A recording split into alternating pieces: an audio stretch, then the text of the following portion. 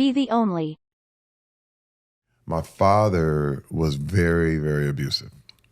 And, one of my earliest memories around, the time I was about 4 or 5 years old was my father knocking my mother out. He was an alcoholic. And I just wanted peace, man. It was just violent.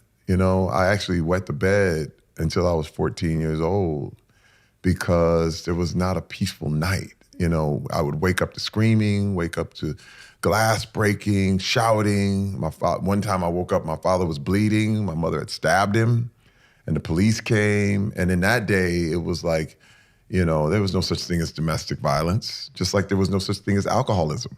It was just, he can't handle his liquor. Did you ever try and intervene when your parents were having conflict? Did you ever try and intervene at a young age? He was too big. I mean, it was one of those things where I felt helpless. I felt 100% like I was so small. Even to this day, we call him Big Terry. He was always Big Terry, and I was Little Terry. Like I say, it was a very, very intense upbringing. And I became this person who just wanted to keep the peace. Anything to keep the peace. I became what you would call a pleaser. Like, Mom, what do you need to do? I'll be a good boy. I promise. I'll sing in the church. I'll sing in the choir. And then my father would come home. It was like, what, do you want another beer? Whatever you want. I'll just make sure you don't get angry, And it was just about, I was exhausted, And I remember just being that tired. And it was a lot of work because I lost all my, who I was. It was dependent on who was around, and I was all of a sudden be what they wanted me to be. I'll never forget coming out of therapy, and this guy was like, they were like, Terry, you have to learn how to tell people no, because I was a pleaser. And so I remember being at dinner and people would be like, can I get an autograph? I'm like, yeah. And I would sign autographs for an hour with my family there. My wife was like, Terry, we're here. We can't even enjoy it. I was like, yeah, but these are my fans. These are the people that pay our bills. And then she's like, you can't tell them no just for an hour?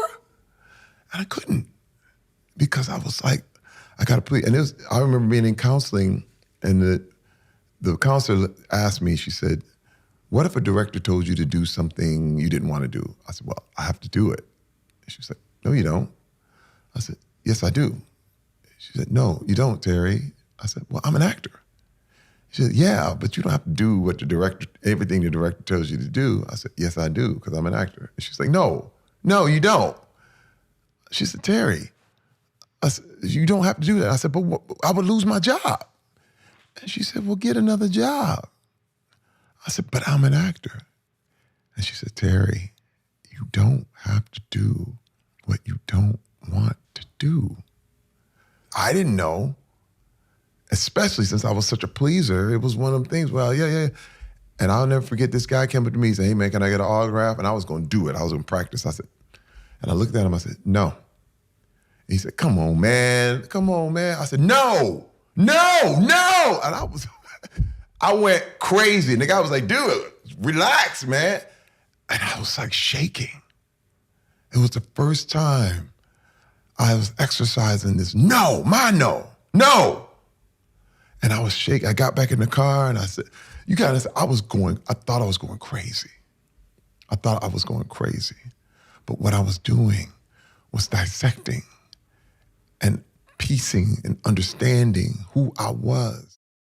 I'm trying to figure out, you were an NFL player, it didn't go great for you there. Right. And then you arrive in LA and without acting training, like extensive acting training, without coming from Hollywood, in your 30s, you managed to build this career and become a really successful actor. You spent the first 2 years in LA, pretty broke, working jobs. Security. Yeah, jobs people want to work.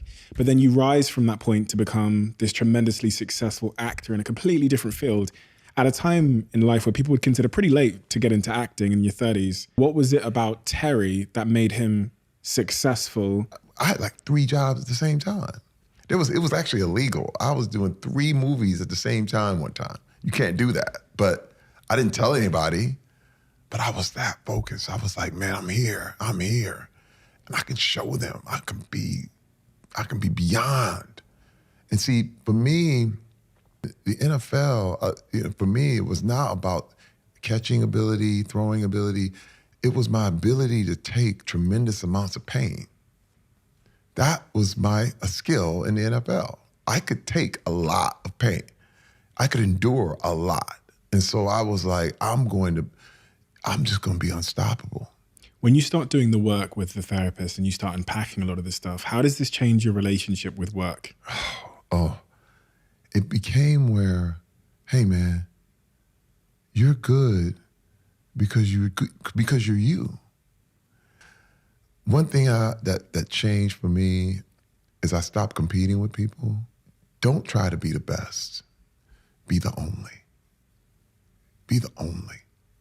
There's only one Terry Crews. If you want Terry Crews, you got to get Terry Crews. You know, you see in scripts they're like Terry Crews type. You know, I don't know. I love everybody. I love The Rock. I love Kevin Hart. I love all these other guys. But I'm Terry Crews. You never be like me. And I'll never be like them. And I went, oh my God, so much pressure off. You see what I'm saying? It's like, whoa, now I'm working because I like it. I'm not working because I got to prove it and keep up with all of it. And he's got 2 houses. I need 3. Because this is another thing. I started to ask myself, what am I missing? Am I missing anything? I'm not. If I got 1 house, am I missing something? No, I'm the only. And by being the only, you are the best. That's it. Abusive. Wet the bed. Stab. It was an intensive upbringing. A pleaser. Extensive training.